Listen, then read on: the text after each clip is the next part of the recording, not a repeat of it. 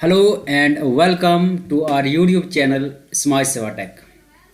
And in this video, I am going to show you how to apply online for electrician posts under advertise 4 of 2021.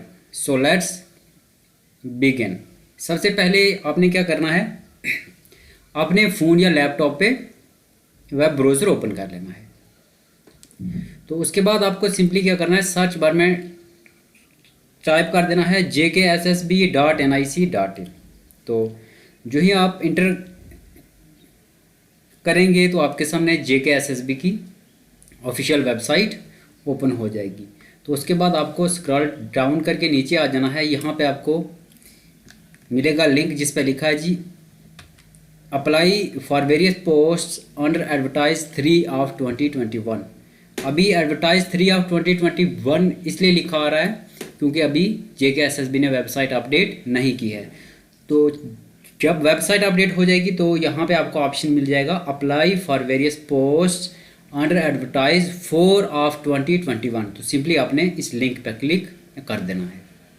तो जो ही आप इस link पर click करेंगे उसके बाद आपके सामने कुछ ऐसा इंटरफेस ओपन हो जाएगा। तो यहाँ पे आपको सीरियल नंबर 8 मिल जाएगा जहाँ पे लिखा है 4 ऑफ 2021। तो सिंपली आपने अप्लाई ऑनलाइन पे क्लिक कर देना है। तो उसके बाद जो है आपके सामने कुछ ऐसा इंटरफेस ओपन हो जाएगा। तो यहाँ पे आपने क्या करना है जी, अपना रजिस्टर्ड ईमेल पासवर्ड और उसके बाद I am not a robot यहाँ पर टिक लगा देना है और उसके बाद लॉग इन कर लेना है। ये उस सूरत में करेंगे आप अगर आपने पहले से रजिस्ट्रेशन किए है। अगर आप नए हैं, आपने JKSSB की वेबसाइट पर रजिस्ट्रेशन नहीं की है अभी तक, तो सबसे पहले आपको रजिस्ट्रेशन करनी पड़ेगी। तो रजिस्ट्रेशन करने के लिए आपको क्या करना है जी, सिंपली साइन अप पे क्लिक कर देना है।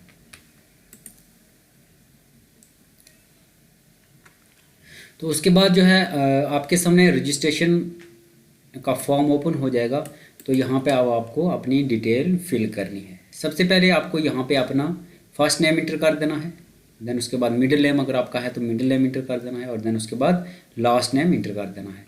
और उसके बाद यहाँ से आपको अपना जेंडर सेलेक्ट कर लेना है। देन उसके बाद यहाँ पे नीचे आपको अपना ईमेल एड्रेस टाइप करना है। देन उसके बाद इसी ईमेल को रीटाइप कर देना है यहाँ पे। देन उसके बाद यहाँ पे नीचे आपको अपना मोबाइल नंबर इंटर कर देना है और उसको मोबाइल नंबर को यहाँ पे रीटाइप कर देना है। मोबाइल नंबर रीटाइप करने के बाद आपको सिंपली रजिस्टर पर क्लिक कर देना है। तो जो ही आप रजिस्टर पर क्लिक करेंगे उसके बाद इसी के नीचे आपको यहाँ पे 3 और ऑप्शन मिलेंगे। जहाँ पे एक ऑप्शन होगा वहाँ होगा जी इंटर OTP। तो वहाँ पे आपने OTP इंटर करना है। जो भी आपने यहाँ पे मोबाइल नंबर इंटर किया होगा इस पर OTP आ जाएगा। तो आपने वो OTP यहाँ पे इंटर करना है।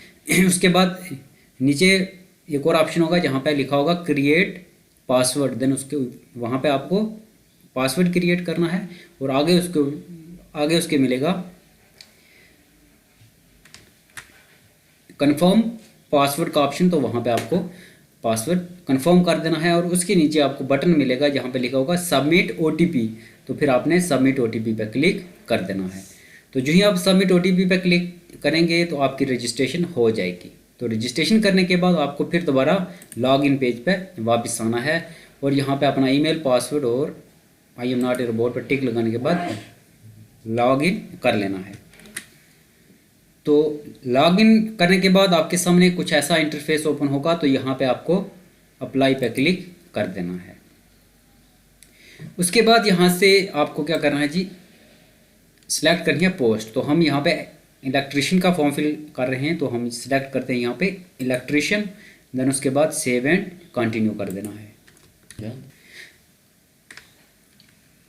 तो उसके बाद जो है आपको यहाँ पे नेक्स्ट जो इंटरफेस ओपन होगा यहाँ पे क्या करना है जी, पोस्ट कैटेगरी सेलेक्ट करनी है, यहाँ पे टिक लगा देना है और उसके बाद कार्डर सेलेक्ट कर लेना है। ये कश्मीर डिवीज़न के लिए है तो आप जो है यहाँ पे टिक लगा सकते हैं।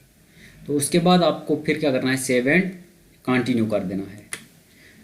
तो जो ही आप सेव एंड कंटिन्यू करेंगे उसके बाद आपके सामने कुछ ऐसा इंटरफेस ओपन होगा।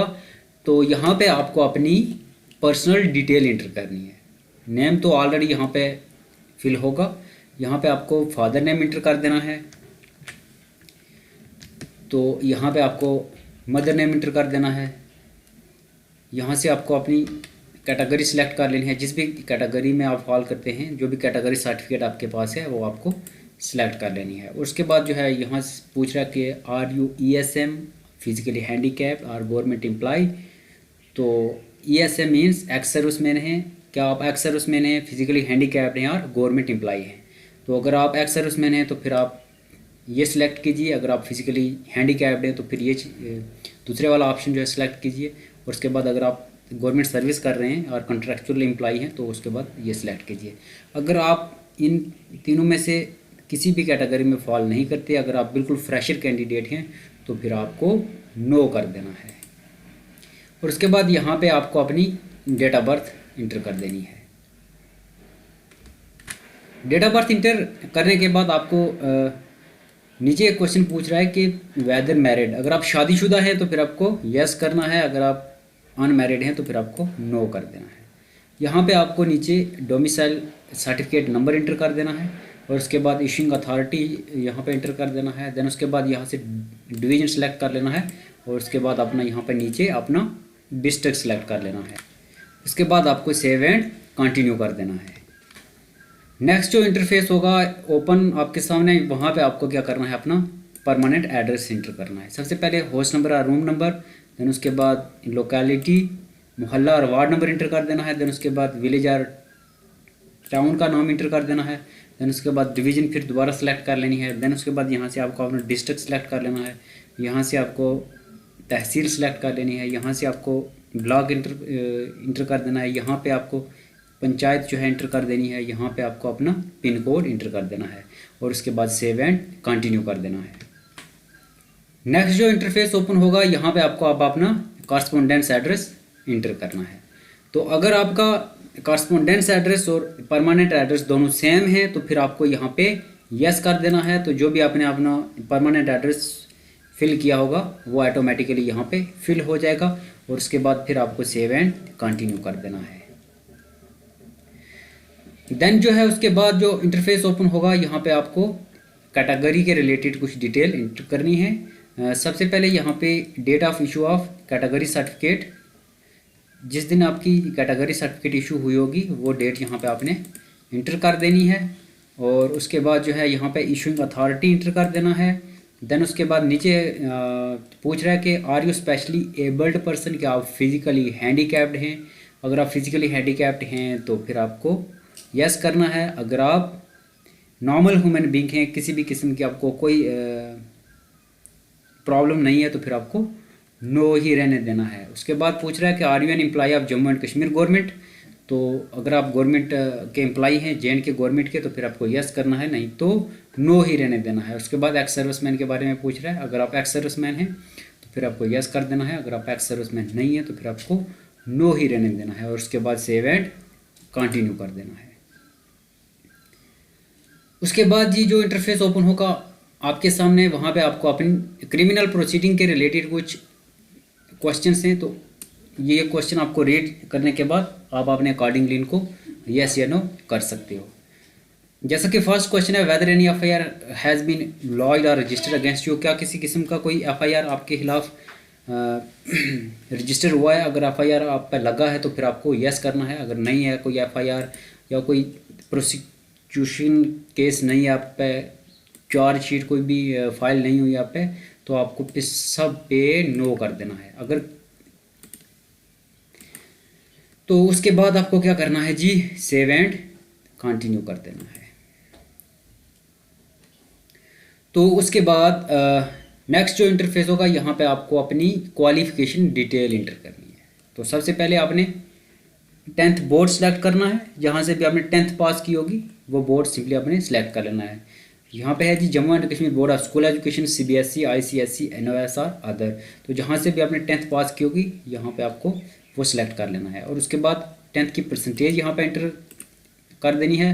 देन उसके बाद रिज़ल्ट डेट इंटर कर देना है यहाँ पे। देन उसके बाद मार्क्स ऑफ 10 वो इंटर कर देने हैं। देन उसके बाद यहाँ पे 10th के मैक्सिमम मार्क्स इंटर कर देने हैं और उसके बाद नीचे पूछ रहा है जी वेदर ITI ट्रेंड, क्या आपके पास, क्या आपने ITI से अगर इलेक्ट्रिशियन का डिप्लोमा किया है तो फिर आपको यहाँ पे यस करना है।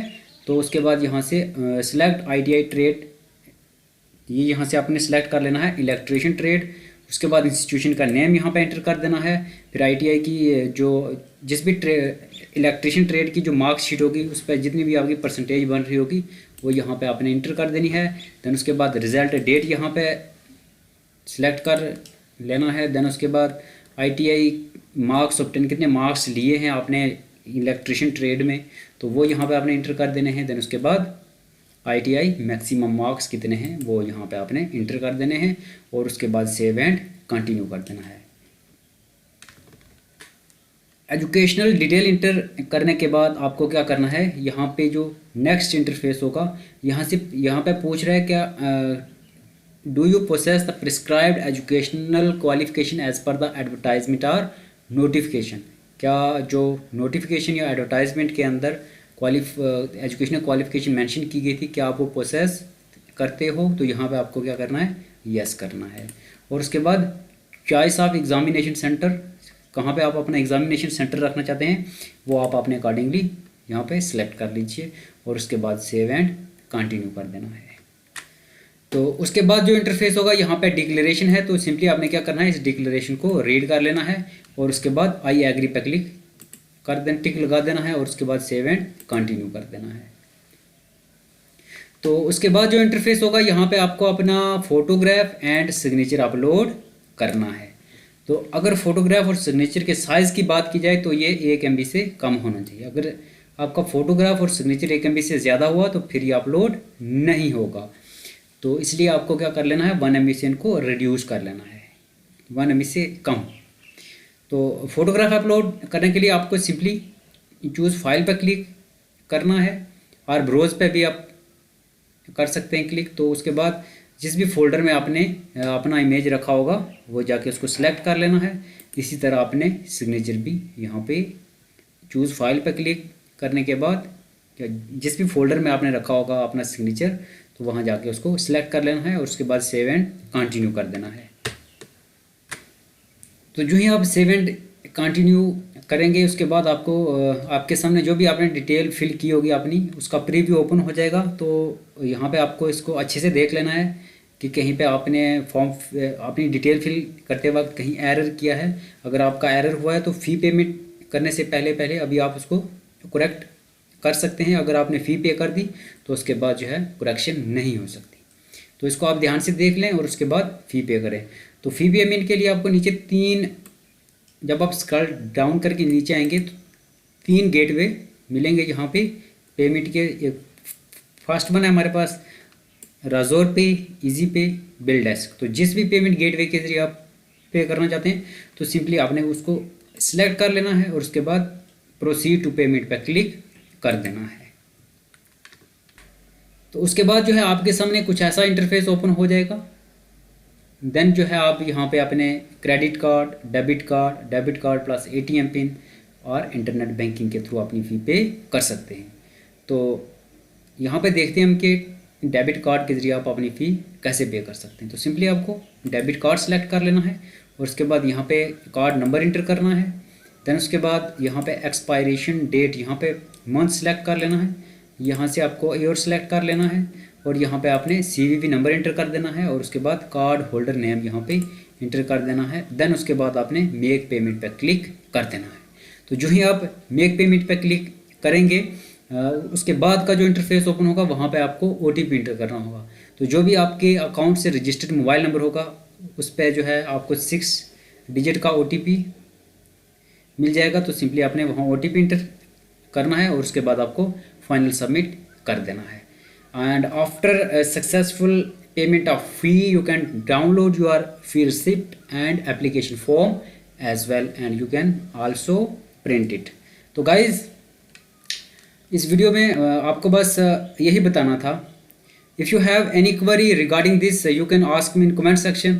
So that's the end of video। Thanks for watching। As always God bless you all।